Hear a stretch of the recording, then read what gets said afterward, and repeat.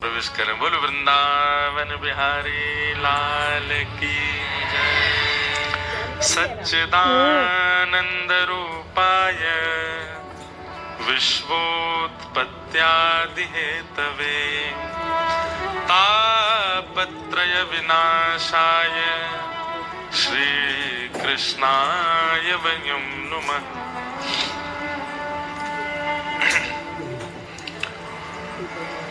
यहाँ पर जगह जगह कुछ लिखे हुए हैं, धूम्रपान निषेध है, अपने सामान की रक्षा करें, कृपया मोबाइल को साइलेंट मोड, साइलेंट नहीं स्विच ऑफ ही रखो, उसको चलाना ही नहीं है। यहाँ पर आप एक चीज का पालन अगर पूर्ण रूप से कहेंगे तो आपका कथा में बहुत मन लगेगा, और वो ये है कि फोन मत चलाइएगा कथा में, जितना हो सके भाव से कथा श्रवण कीजिए, क्योंकि सबसे ज्यादा कथा से मन विचलित करने वाला ही मोबाइल फोन होता है। केवल उसको आप विश्राम दे दीजिएगा आगामी 7 दिन तक और 3 से 4 बजे तक और 3 से 7 बजे तक केवल आप अपने फोन को विश्राम दीजिए, थोड़ा उसको भी आराम करने दो, दिन रात बेचारा चलता ही रहता है। तो वो विशेष ध्यान रखिएगा और एक एक शब्द बहुत ध्यान से सुनिएगा। आज हम कथा का महात्म सुनेंगे, भागवत जी का महत्व।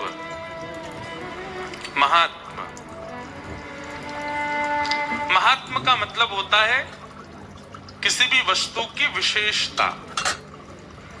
भागवत जी की विशेषता क्या है?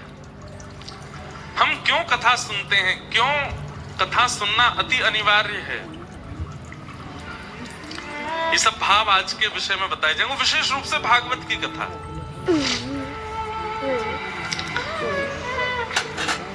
सच्चिदानंद रूपाय, भगवान के 3 रूप हैं, सत्य, चैतन्य और आनंद। ठाकुर जी के स्वरूप अनेक हो सकते हैं।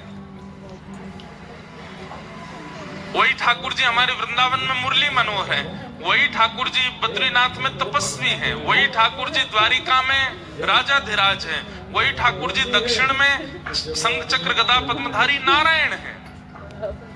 स्वरूप अनेक है ठाकुर जी के, पर रूप 3 ही है, सत्य, चैतन्य और आनंद।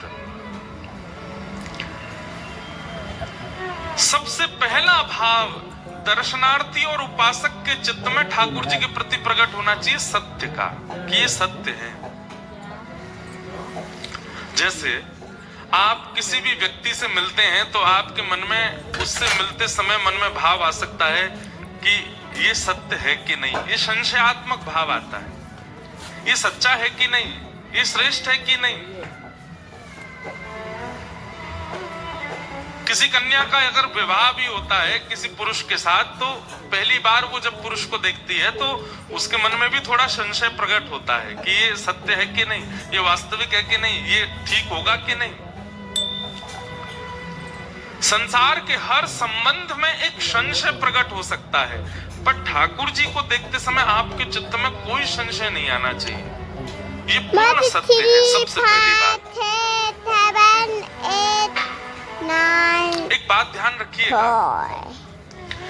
जब आप ठाकुर जी के प्रति पूर्ण सत्यता का भाव रखते हैं ना, और कोई बात फिर मन में प्रकट ही नहीं होती। आप श्री राधारमण जी के सन्मुख गए और राधारमण जी को देखते ही आपने मन में भाव रखा ये पूर्ण सत्य है, तो आप उनसे कुछ और मांगोगे नहीं, मांगा उससे जाता है जिसके खत्म हो गया, और संशय खत्म होते फिर मांगा नहीं जाता है। और एक बात कहें, जिसके प्रति पूर्ण सत्यता का भाव होता उससे मांगा नहीं जाता, उसको दिया जाता है,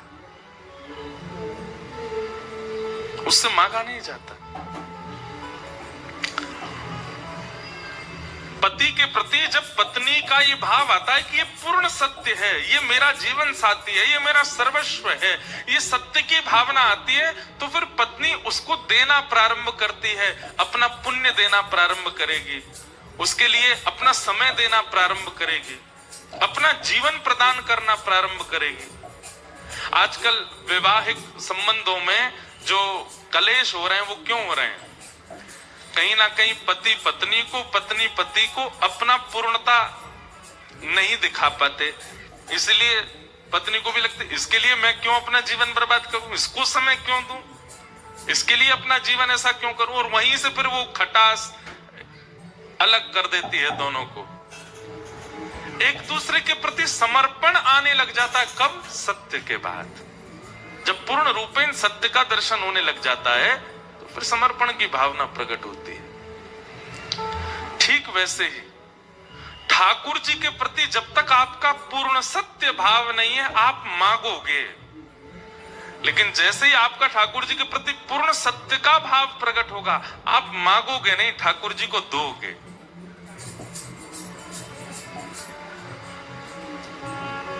स्वयं को देना प्रारंभ करोगे, न्योछावर होना प्रारंभ करोगे, स्वयं को लुटाना प्रारंभ करोगे। फिर क्या होगा? अपना ज्यादा से ज्यादा समय ठाकुर जी को, अपने देह की ज्यादा से ज्यादा स्थितियां ठाकुर जी को, देह से प्रकट होने वाले गुण ज्यादा से ज्यादा ठाकुर जी को। सत्य, तो ठाकुर जी को सत्य मानिए। आप सत्य मानेंगे तभी उनके प्रति पूर्ण समर्पण होगा। ठाकुर जी का दूसरा स्वरूप क्या है? चैतन्य। हमारे ठाकुर जी जड़ नहीं है, चैतन्य है। वो चैतन्य है। चैतन्य का मतलब क्या होता है?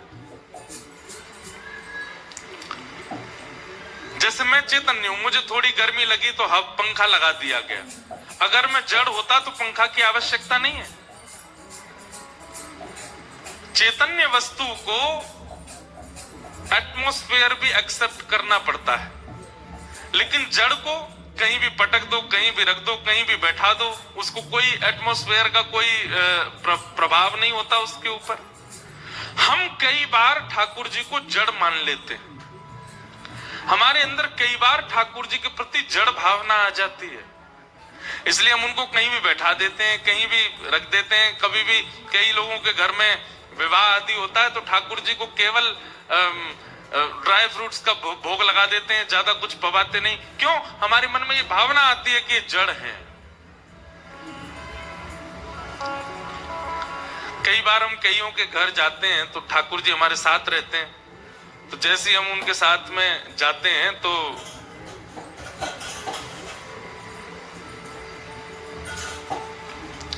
उनसे कहते हैं ठाकुर जी के लिए भोग लगाओ भैया, भोग बनाओ। तो कहते हैं ठाकुर जी को हम दूध का और मिश्री का भोग लगाते हैं। तो मन में एक भावना आता, हम कुछ कहते नहीं पर मन में एक भावना आती है, ये जड़ भाव है मन में। तभी तो आपने कहा कि केवल दूध और मिश्री में उनको संपूर्ण कर दें।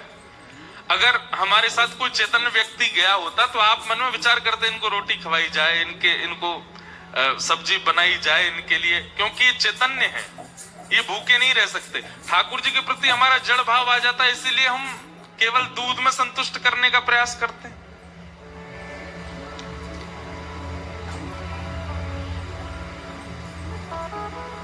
चैतन्य मानिए, वो साक्षात चैतन्य है, वो जड़ नहीं है।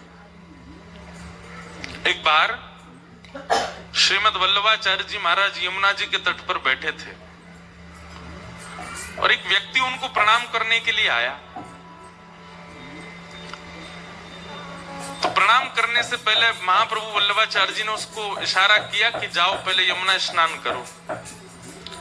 तो यमुना स्नान करने से पहले उसने सोचा कि मेरे जो ठाकुर जी हैं इनको भी नवा दूं। अब उसने क्या, यमुना जी में स्नान करा के अपने ठाकुर जी को एक झोला में डाल करके और पेड़ पर टांग दिया। महाप्रभु जी ने दूर से जैसे ही देखा पेड़ पर टांग दिया, ये देख करके उनको बिल्कुल अच्छा नहीं लगा। बोले इसका बेटा होता ये उनको उसको भी ऐसे टांग देता, इसकी पत्नी होती उसको भी ऐसे टांग देता। नहीं, उनके लिए बढ़िया व्यवस्था करता, बेटा को बैठा देता, कहीं छाव में आदि आदि कुछ करता। पर ठाकुर जी को झोला में लटका के पेड़ पर टांग दिया। अब वो यमुना स्नान करके जैसे महाप्रभु जी को प्रणाम करने आया तो महाप्रभु जी बोले तुम्हारे ठाकुर जी कहाँ हैं? बोले पेड़ पर टंगे हैं। बोले लेके आओ। तो महाप्रभु जी ने ऐसा किया कि उस पेड़ पे असंख्य झोलियां प्रकट हो गई और असंख्य झोलियों में असंख्य ठाकुर जी। अब जैसे ही वो गया तो एक जैसी झोली और एक जैसी झोलियों में अनेक अनेक ठाकुर जी। महाप्रभु जी बोले तुम्हारे ठाकुर जी कौन से, ढूंढो इनमें से। कितने साल से सेवा कर रहे हो? बोले 15-20 वर्ष हो गए। ढूंढो तुम्हारे ठाकुर जी कौन से। वो अपने ठाकुर जी नहीं ढूंढ पाया। तब महाप्रभु जी ने क्रोधित होकर के कहा, बोले किस भाव से सेवा करते हो तुम? 15-20 वर्ष में तुम ये नहीं पहचान पाए तुम्हारे ठाकुर जी कौन से हैं?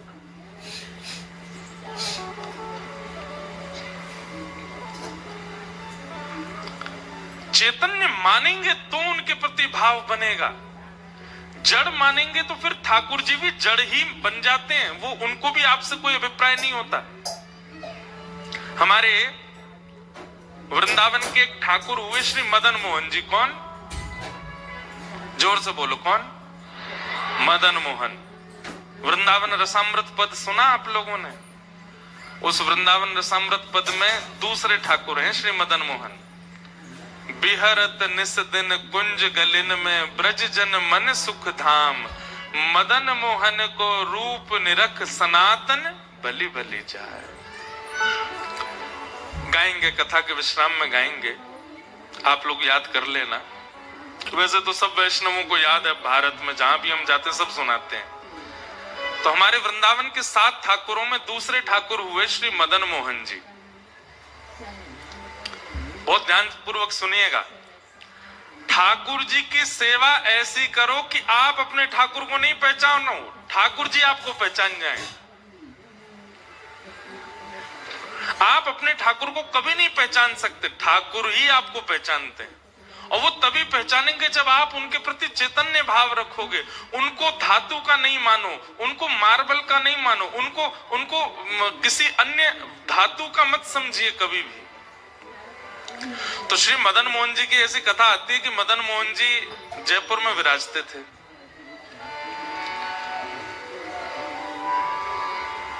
और वहां के राजा जो थे उनकी बेटी मदन मोहन जी की सेवा करती थी।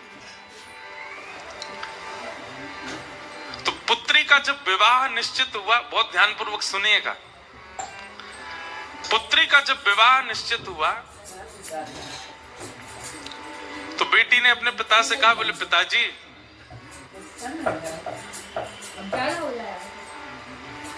आप कुछ मत दीजिए, लेकिन मेरे विवाह में मदन मोहन जी को मुझे दे दीजिए, मैं अपने संग ले जाऊं इनको। तो पिता थोड़े से व्याकुल हो गए, बोले बिटिया तू कुछ भी मांग ले, मदन मोहन जी को मत लेके जा। बेटी ने कहा, बोले कि और कुछ नहीं चाहिए, केवल मदन मोहन जी चाहिए, मैंने इनकी बड़ी सेवा की बचपन से, आप केवल इनको मुझे दे दीजिए। तो पिता और पुत्री दोनों ही सेवा के इतने लोभी थे। देखो, लोभ संसार में हो तो बुरा, सेवाओं में तो बुरा नहीं।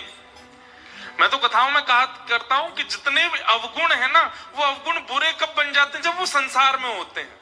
क्रोध बुरा कब? जब संसार में। अगर ठाकुर जी के प्रति कभी कभी मीठा क्रोध हो तो बुरा नहीं होता। लोभ बुरा कब है? जब संसार में। लेकिन वही लोभ भक्ति में हो, कथा में हो, नाम जप में हो तो बुरा नहीं है।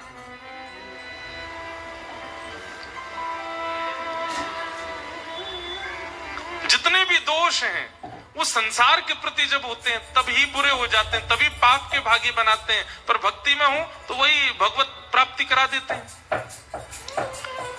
तो जयपुर के राजा अपनी बेटी से कहने लगे, तू जो मांगेगी सो दूंगा, मदन मोहन जी को मत मांग। तो पुत्री ने कहा, पिताजी आपके घर में पहले से ही गोविंद देव जी की सेवा है, मदन मोहन जी की सेवा है, एक ठाकुर की आप कर ही रहे हैं, एक मुझे दे दीजिए।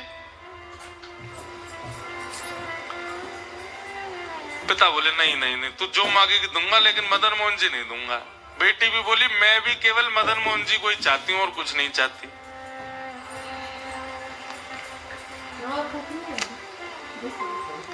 पिता ने कहा, चल ठीक है, एक काम करते हैं। बोले क्या? मैं तेरे सामने 5 मूर्तियां रखूंगा और तेरी आंखों पे पट्टी बांध, अगर स्पर्श करके तूने बता दिया कि मदन मोहन जी कौन से, तो मदन मोहन जी को तू ले जाइयो। और स्पर्श करके भी अगर तू नहीं बता पाई तो फिर मदन मोहन जी मेरे पास ही रहेंगे। लेकिन उस पुत्री को पूरा भरोसा था कि मैं पहचान जाऊंगी मदन मोहन जी कौन से। राजा ने 5 स्वरूप तैयार करवाए, एक जैसी कदकाठी, एक जैसा इत्र, एक जैसी पोशाक, एक जैसी माला, एक जैसी पगड़ी, एक जैसे अलंकार, एक जैसी वंशी, बिल्कुल सब कुछ एक जैसा। कोई व्यक्ति पहचान ही नहीं पाएगा कि इनमें मदन मोहन जी कौन से। 5 एक जैसे। और पुत्री से कहा, बेटी 5 स्वरूप तैयार हो गए, सुबह अब तुम्हारी परीक्षा होगी, अगर तुमने पहचान लिया तो मैं तुम्हें वचन देता हूं कि तुम्हारे दहेज में मदन मोहन जी जाएंगे। रात भर पुत्री बेचारी बड़ी परेशान, बोले कि कहीं मैं हार ना जाऊं, कहीं मैं चूक ना जाऊं, कहीं ऐसा ना हो कि मदन मोहन जी रह जाएं। रात भर प्रार्थना करती रही तो मदन मोहन जी उसके स्वप्न में आ गए और स्वप्न में आकर के बोले, काय को चिंता कर रही है? बोले, मैं ये चिंता कर रही हूँ कि ये 5 पिताजी ने एक जैसे बनवाए, मैं कैसे पहचानूंगी आप कौन से हो? मदन मोहन जी बोले, तू बिल्कुल चिंता मत कर, स्वप्न में बोल रहे हैं उसको।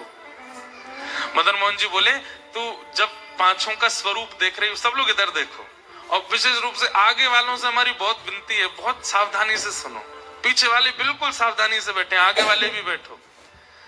तो मदन मोहन जी स्वप्न में बोले, एक काम कर।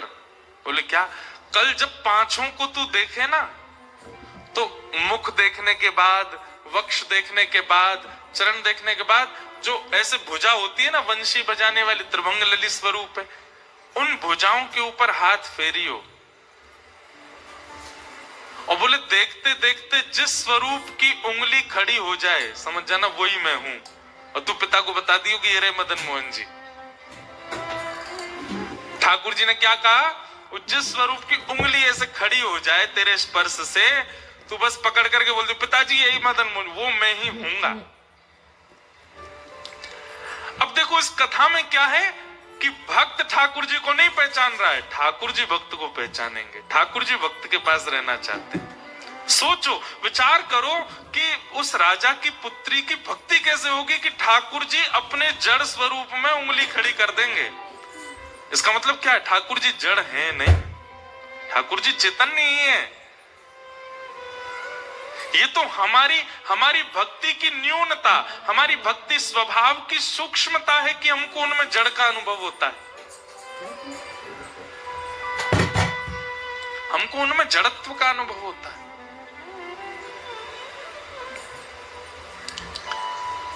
दूसरे दिन सब लोग ऐसे ही बैठे थे, पूरी भीड़, और 5 स्वरूप मंच पर रखे गए और पुत्री की आंख में पहले रुई लगा दी, फिर पट्टियां बांधी, बिल्कुल कहीं से दिख ना जाए।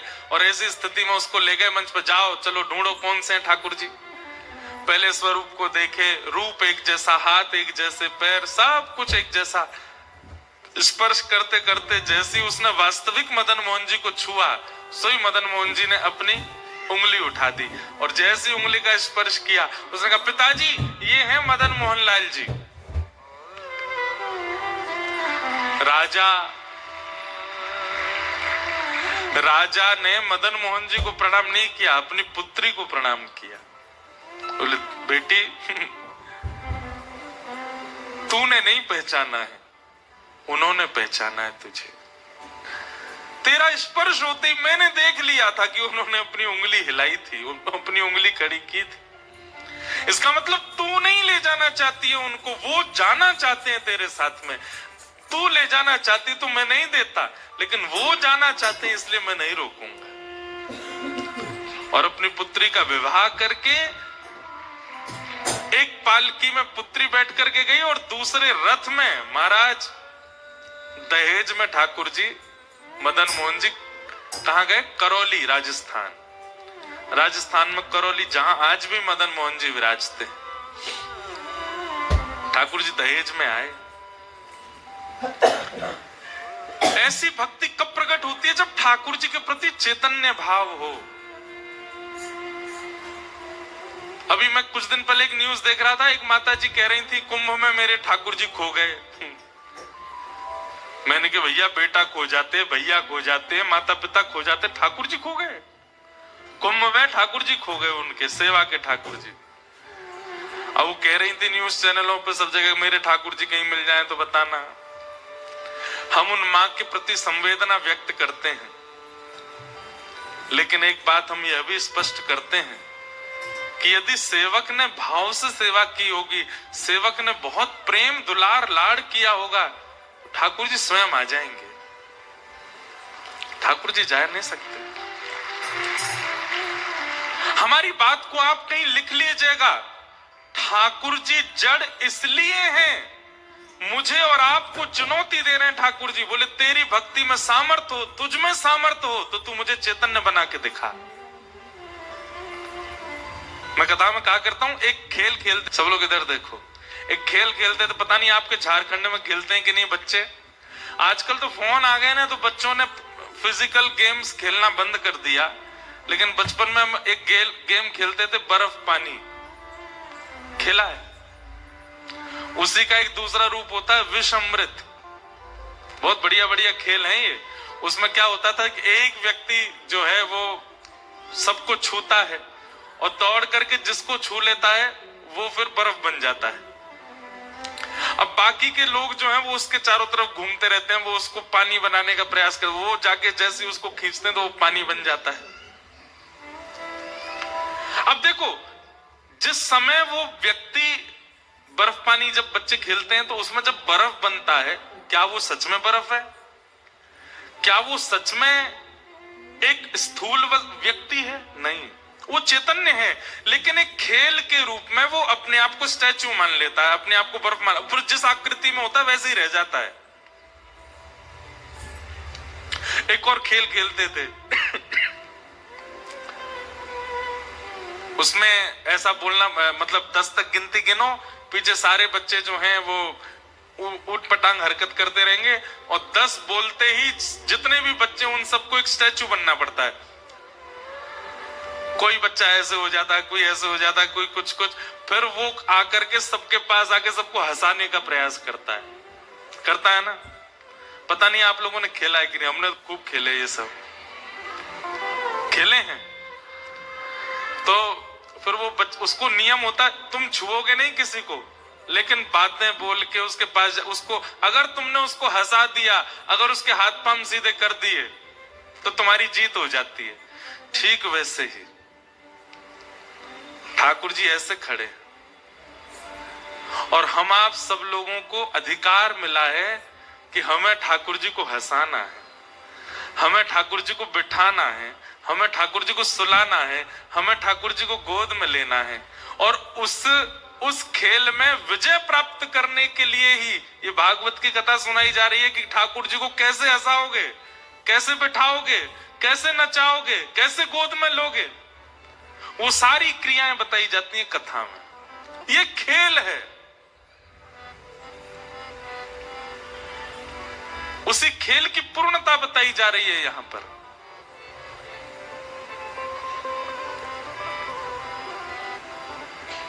और अगर बालक उस खेल में उन मूर्ति बने हुए बालकों को नहीं हंसा पाता, नहीं हिला पाता, तो उसकी हार हो जाती है।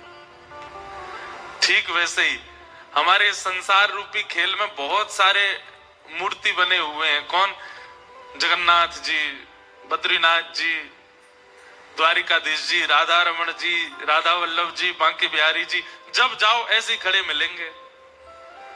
लेकिन एक बात, मीराबाई को ऐसे नहीं दिखते थे ठाकुर जी।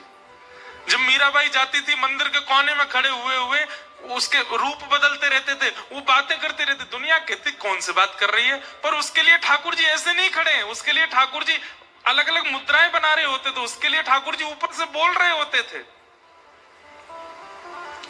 श्री माधवदास जी जगन्नाथपुरी में जब जाते थे महाप्रभु जगन्नाथ जी के सामने, श्री जगन्नाथ जी उनके लिए ऐसे नहीं होते थे। जगन्नाथ जी कभी ऐसे पड़े होते थे, कभी बैठे होते थे, कभी कुछ कर रहे होते थे।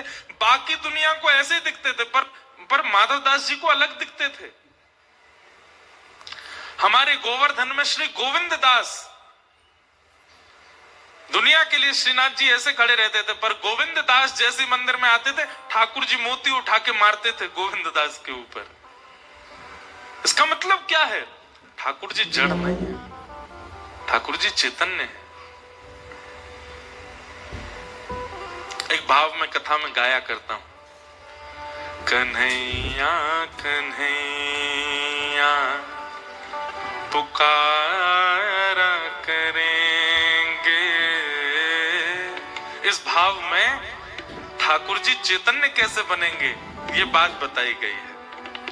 लताओं में ब्रज की गुजारा करेंगे। कन्हैया कन्हैया पुकारा करेंगे। लताओं में ब्रज की ताली बजा के गाओ। गुजारा करेंगे। ओ कन्हैया कन्हैया पुकारा करेंगे। लताओं में ब्रज की गुजारा करेंगे। कन्हैया कन्हैया पुकारा करेंगे। लताओं में ब्रज की गुजारा करेंगे। ओ जो रूठेंगे हमसे वो बांके बिहारी। जो रूठेंगे हमसे बांके बिहारी। जो रूठेंगे हमसे वो बांके बिहारी। जो रूठेंगे हमसे बांके बिहारी। चरण पड़े उन्हें हम मनाया करेंगे। चरण पड़े उन्हें हम मनाया करेंगे। चरण पड़े उन्हें हम मनाया करेंगे। चरण पड़े उन्हें हम मनाया करेंगे। कन्हैया कन्हैया पुकारा करेंगे। लताओं में ब्रज की गुजारा करेंगे। कन्हैया कन्हैया पुकारा करेंगे। लताओं में ब्रज की गुजारा करेंगे। श्री राधा रमण लाल की जय।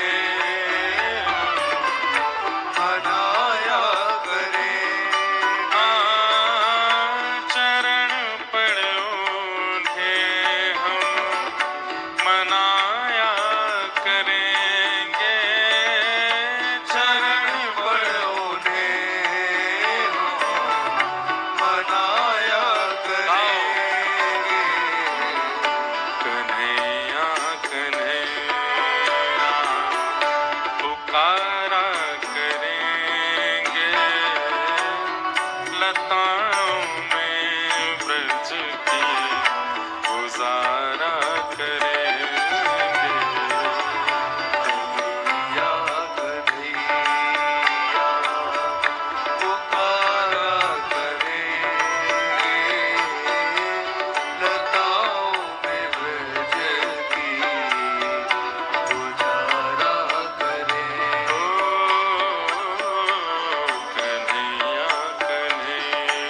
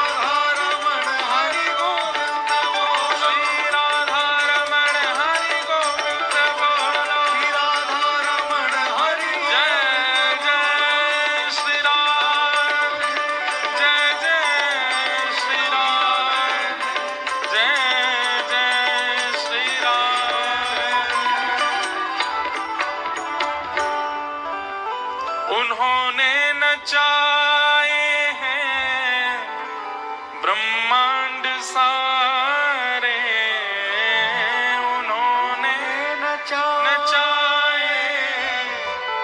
ब्रह्मांड सारे, मगर अब उन्हें हम नचाया करेंगे, मगर अब उन्हें हम नचाया करेंगे। किस भाव में?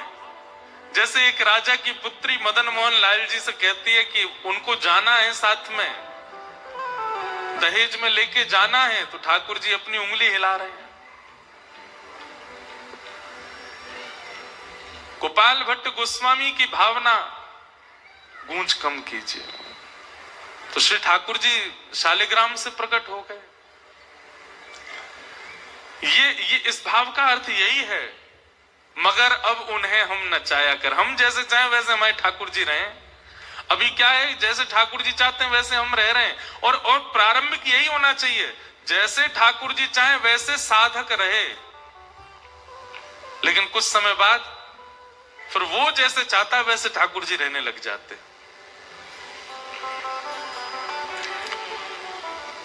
राम कथा में एक प्रसंग आता है केवट का, और केवट प्रसंग में एक भाव आता है कि जब केवट राम जी को नाव में बैठा लेता है, तो लेकर के जैसे ही पल्ली पार जाने लग जाता है, तो बीच रास्ते में ही, बीच नदी में पहुंचते ही केवट नाव वापस घुमा लेता है। लक्ष्मण जी कहते हैं, हे भाई क्या कर रहे हो, वापस क्यों लेके जा रहे हो? केवट कहता है, बोले चालक कौन है, मैं कि आप?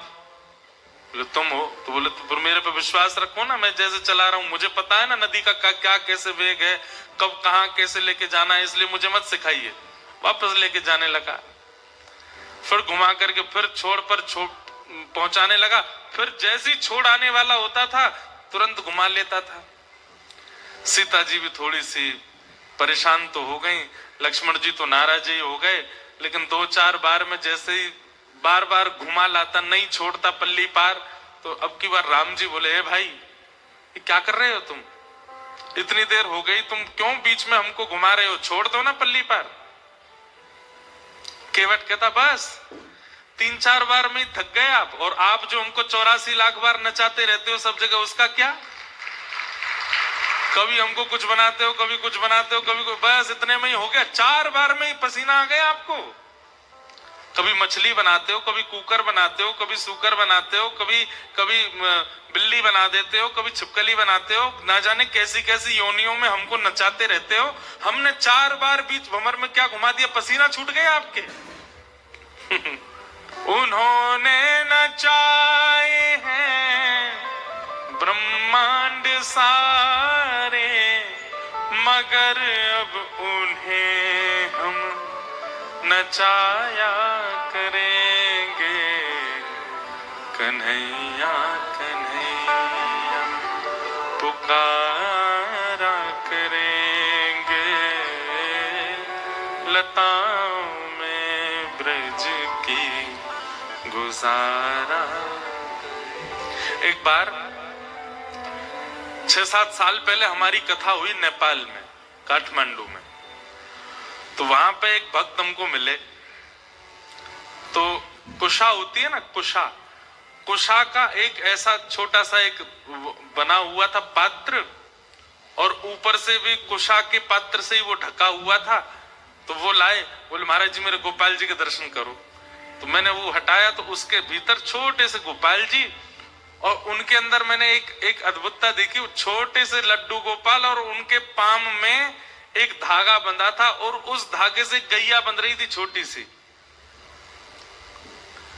मैंने की भैया भगत जी इधर आओ, ये क्या है? तुमने एक तो कुशा के सूखी घास के पात्र में तुमने ठाकुर जी धर रखे हैं, ऊपर से मैं तुमने पाम से गैया क्यों बांध रखी है? तो उनके नेत्र सजल हो गए, बोले महाराज जी हम ज्यादा धनवान नहीं हैं, हमारी स्थिति ऐसी है कि हमको कोई कुछ दे देता है तो हम पा लेते हैं, हमारे मन में ऐसा भाव आया कि हमारी स्थिति तो ऐसी कि 4-4 दिन तक भी कई बार भूखा रहना पड़ता है, पर ठाकुर जी से हमारा बहुत प्रेम है, ठाकुर जी की हम बहुत सेवा करते हैं, पर इनको राग भोग श्रृंगार 3 चीजें प्रिय, हम इनका भोग नहीं लगा पाते। इसलिए हमने भावना रखी है, एक छोटी सी गैया हमको किसी ने दे दी तो वो गैया हमने भीतर छोड़ रखी है और हमने लाल जी से कह रखा है जब जब आपका मन हुआ करे तब आप इनका जो है दूध पी लिया कीजिए और हमें छोड़ के मत जाइएगा, भले ही चाहे गैया के दूध से ही पेट भर लो, हमें छोड़ के मत जाना कभी। और वो क्या बोले पता है आपको, सुन के आश्चर्य होगा, बोले महाराज जी ठाकुर जी के लिए भोग तो मैं रोज नहीं लगा पाता, पर रोज थोड़ी बहुत घास तोड़ करके गैया के सामने डाल देता हूँ भीतर। मैंने क्यों? बोले गैया पालेगी तो दूध बनेगा, ठाकुर जी दूध पी लिया करेंगे। मैंने कहा भैया तेरी भावना। हमने कहा भाई हो सकता है 56 भोग लगाने वाले को छोड़ के चले जाए, पर तुझे छोड़ के नहीं जाएंगे ठाकुर जी, तुम्हारी जो भावना है। नेक्स्ट इसी धातु की गैया को घास खिलाते ताकि गैया का दूध बने, ठाकुर जी पी ले, और पांव से इसलिए बांध रखी कहीं गैया नहीं भाग जाए, कहीं गैया भाग गई ठाकुर जी भूखे रह गए तो ठाकुर जी भी चले जाएंगे। भाव के वश में है भगवान, भाव के वश में है भगवान।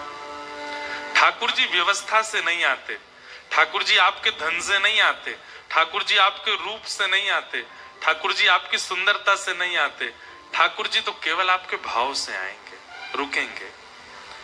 तो अब मेरे पीछे जो स्वरूप है ठाकुर जी का, गोपाल जी, अभी ये कैसे हैं? ऐसे ही खड़े रहेंगे, लेकिन आपकी भावना सुंदर होगी तो इन 7 दिनों में आपको इनकी पलक झपकते हुए दिख जाएगी।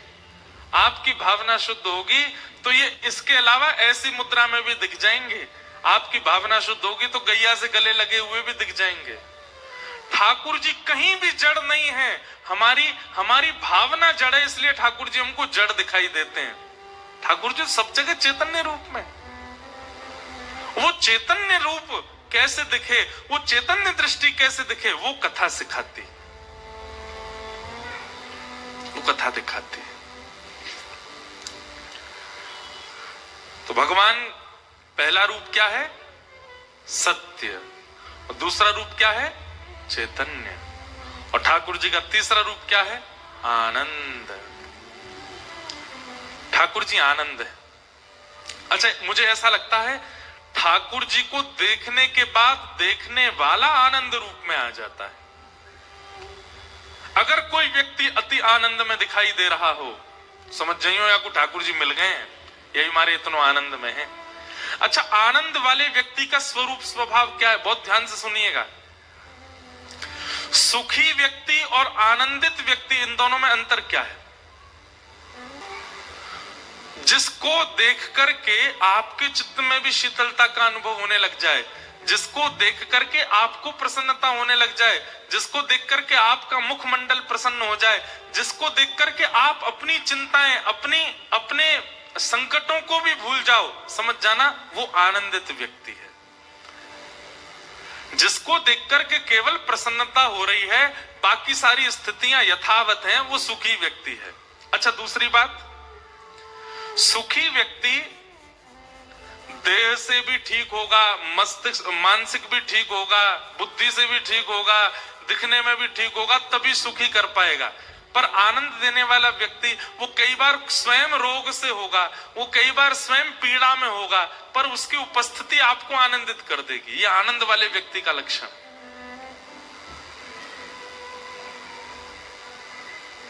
हमारे वृंदावन के पूज्य श्री प्रेमानंद जी महाराज, वो स्वयं देह से कई बार उतने उचित नहीं है, उतनी अच्छी अवस्था में नहीं है, पर उनको देख के लाखों आनंदित हो जाते हैं, करोड़ों आनंदित हो जाते हैं। ये आनंददायी व्यक्ति का लक्षण है। भक्तिमती मीराबाई, मैं कथा में बताया करता हूं कि मीराबाई का जब विवाह हो गया तो उनकी ससुराल में संतों की भीड़ होने लग गई। जब तक मीराबाई का विवाह नहीं हुआ तब तक मेड़ता में भीड़ होती थी, संत महात्मा आते थे। और विवाह होने के बाद जब मीराबाई मेवाड़ चली गई तो मेवाड़ में संतों की भीड़ होने लगी। एक दिन मीराबाई के पतिदेव ने जाकर के सब संतों से पूछा, आप लोग मीरा को देखने क्यों आते हो? उसका रूप सुंदर है इसलिए, या वो वस्त्र बहुत अच्छी पहनती है इसलिए? तो सब संतों ने क्या उत्तर दिया? सब संत कहते हैं, बोले देखिए आपकी तो वो गृहिणी है इसलिए आप शायद उस रूप को ना देख पाओ, पर मीराबाई की सुंदरता या वस्त्र आभूषण देखने नहीं आते हम। जो भक्ति हमारे मन में तीर्थ जाकर के प्रकट नहीं हो पाती, वो भक्ति मीराबाई को देखने से प्रकट हो जाती है, इसलिए हम मीराबाई को देखने आते हैं। हमारा मन अत्यंत शांति का अनुभव करने लग जाता है, हमारे मन में श्याम सुंदर भ्रमण करने लग जाते हैं, रमण करने लग जाते हैं मीराबाई को देखने मात्र से। हम सब भूल जाते हैं, इसलिए हम मीराबाई को देखने आते हैं। सुखी व्यक्ति को देख करके आप सुखी हो सकते हो, पर कांस्टेंट सुख नहीं रहेगा, लंबे समय का सुख नहीं रहेगा।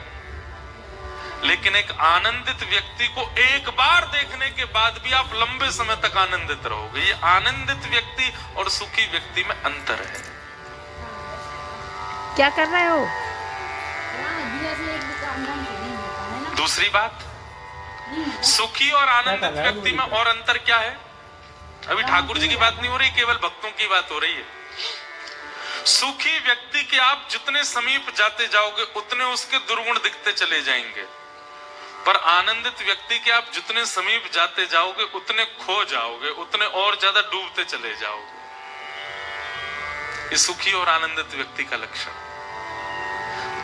तीसरी बात, सुखी व्यक्ति संसार की व्यवस्थाओं में घिरा हुआ होगा और संसार से ही आपको सुखी कर रहा होगा। जैसे कि कोई एक्टर, जैसे कि कोई गायक, जैसे कि कोई इन्फ्लुएंसर, वो जब तक संसारी साधन उसके पास नहीं होगा वो आपको सुखी नहीं कर पाएगा। एक्टर के पास मेकअप नहीं हो, बिना मेकअप के मंच पे आ जाए सब भाग जाएंगे, कोई नहीं देखेगा उसको। ऐसे ही कोई इन्फ्लुएंसर, उसके पास में अगर संसारी कैमरा नहीं है, वो नहीं है, जो भी होते हैं उनके पास में वो सब नहीं है, तो वो आपको सुखी नहीं कर पाएगा। पर आनंदित व्यक्ति पेड़ की छांव के नीचे बैठेगा, आपको भी बैठा लेगा, आपको वहीं आनंदित कर देगा। उसको संसारी व्यवस्थाओं की आवश्यकता नहीं। सुखी और आनंद। और भैया अंतिम बात, सुखी व्यक्ति जो घोर संसारी है और आनंदित व्यक्ति जो घोर राधा रमण जी का है, वही है आनंद। जो घोर राधा रमण जी का, घोर राधा रमण जी का मतलब चलत कृष्ण, सोवत कृष्ण, उठत कृष्ण, इत कृष्ण, उत कृष्ण, आगे कृष्ण, पाछे कृष्ण, कृष्ण कृष्ण कृष्ण, सब जगह कृष्ण।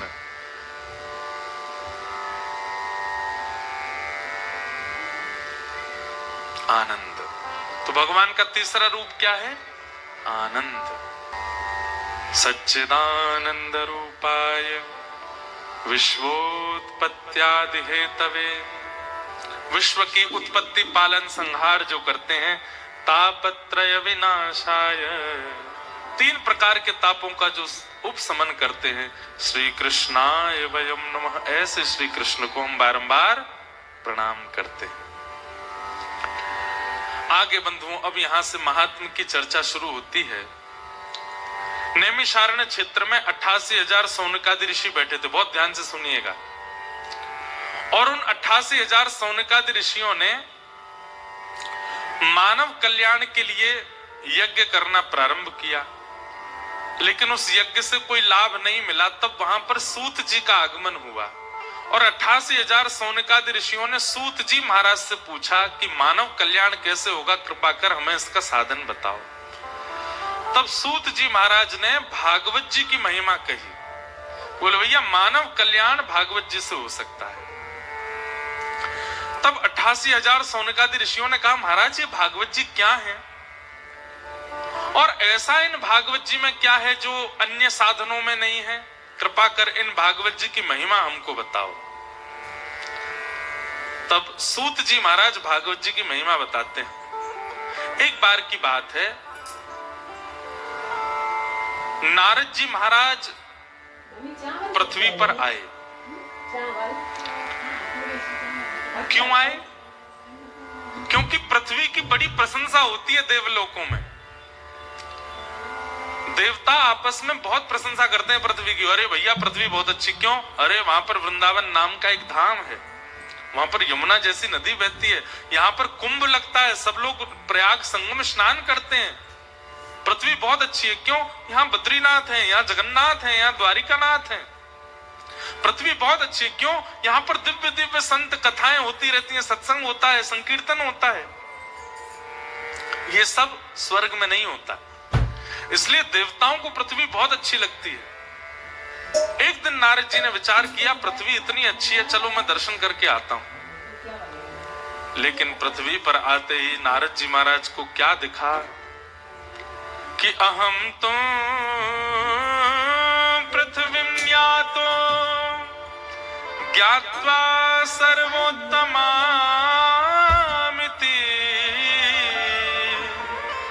पुष्करं च प्रयागं च काशीं गोदावरी तथा हरिक्षेत्रे कुरुक्षेत्रे श्रीरंगं सेतुबन्धनम्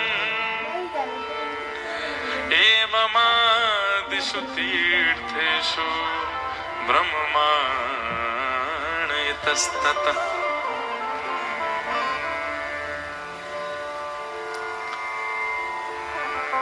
नारद जी पृथ्वी पर आए। एक बात संसारी है, आप जब किसी की बहुत ज्यादा महिमा सुन लेते हैं ना, तो आप अपने मन में बहुत सारी एक्सपेक्टेशंस बना लेते हैं उस वस्तु से। जैसे हमको मान लो किसी ने कहा महाराज जी रांची की कचौड़ी बहुत अच्छी। अब यहाँ मिलता क्या वो तो हमें अभी नहीं पता। किसी ने हमसे कहा मान लीजिए रांची की कचौड़ी बहुत बढ़िया है। अब वो जब मिलता तब हमको यही कहता उसकी आलू की सब्जी ऐसी, उसमें हींग ऐसा पड़ा होता महाराज, मिर्च ऐसी होती है कि पूरा जो है शरीर झन्ना जाए, और महाराज कचौड़ी ऐसी देसी घी में बनी। अब वो इतनी प्रशंसा कर चुका है कि मेरे मन में एक उम्मीद जग चुकी है उस वस्तु के प्रति, बहुत अतीत में।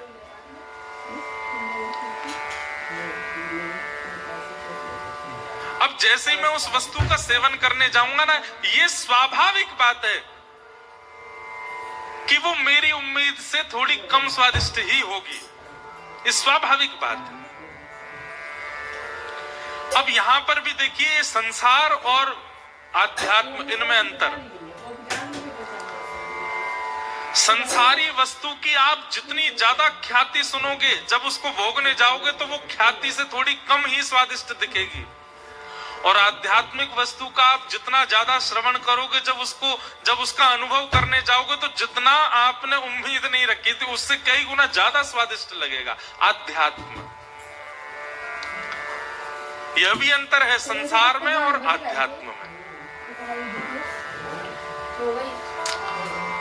हमने वृंदावन का यश गाया, वृंदावन ऐसा, वृंदावन ऐसा, वृंदावन के ब्रजवासी ऐसे, वृंदावन के बंदर ऐसे, वृंदावन की यमुना जी ऐसी, वृंदावन के संत ऐसे। अब इतना आपने वृंदावन सुन लिया, जब आप पहली बार वृंदावन जाओगे, अगर वास्तव में शुद्ध भावना से जाओगे तो आपने जितना सुना उससे कई गुना ज्यादा आपको वृंदावन मिलेगा। लेकिन वहीं आपसे प्रशंसा कर दी जाए, विदेश में फलाना देश इतना अच्छा है, ऐसा है, ऐसा है, ऐसा है।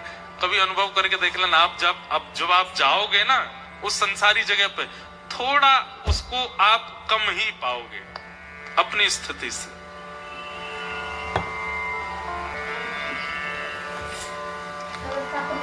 संसारी वस्तु और आध्यात्मिक वस्तु में यही अंतर है। अब नारद जी आए थे संसार देखने, यहां आकर के देखा कि महाराज यहां तो सब कुछ बिल्कुल जैसा सुना वैसा कुछ भी है ही नहीं। कि सत्यम नास्ति तपः शौचम दया दानम न विद्यते पाखंड निरता संतो विरक्ता सपरिग्रह। इसीलिए कहते हैं ज्यादा किसी से उम्मीद मत रखिए। जो नए नए यहाँ पर लड़का लड़की बैठे हैं, बहुत ध्यान से सुनना। अगर आपका ब्याह होने वाला है तो अपने होने वाले जो पतिदेव हैं या पत्नी जी हैं, उनकी ज्यादा प्रशंसा मत सुन लेना पहले, क्योंकि आप बहुत ज्यादा सुन लोगे। कई होते हैं ना, उनको बड़ी बहुत ये रहता है कि हमारा ब्याह किससे हो रहा है, उसके बारे में जांच पूरी करो, इससे पूछो, उससे पूछो, उससे पूछो, उससे पूछो। अब इतना ज्यादा पूछ के फिर आप उम्मीद इतनी बना लोगे, सामने वाला व्यक्ति जब समीप आएगा, विवाह होगा, संग रहने लगोगे, तो आपकी उम्मीद खट्टी हो जाएगी। इसलिए संसार के संबंधों में उम्मीद कम ही रखिए, थोड़ा कम ही उसके बारे में सुनिए, उससे संबंध अच्छा रहेगा। तो नारद जी महाराज आए तो आकर के देखा, महाराज पृथ्वी पर तो सब कुछ विपरीत है। भागवत जी में बहुत सुंदर वर्णन, सत्यम नास्ति, यहाँ के लोग सत्य नहीं बोलते। हमारी माने तो आप 1 महीना पहले दिन से लेकर के और 30 तारीख तक अपने आप से अनुभव कीजिए कि आप कितनी बार सत्य बोलते हैं। अच्छा, सत्य का मत कीजिए, एक काम कीजिए, काउंटर ले लीजिए, एक मशीन आती है, मशीन रखिए और वो मशीन अपने पास रख के आप जब जब असत्य बोलते हैं तब तब उसका बटन दबाइए, पूरी सावधानी से, नाटक नहीं करना है, जिम्मेवारी से। और 30 तारीख को उस मशीन को देखिएगा आप।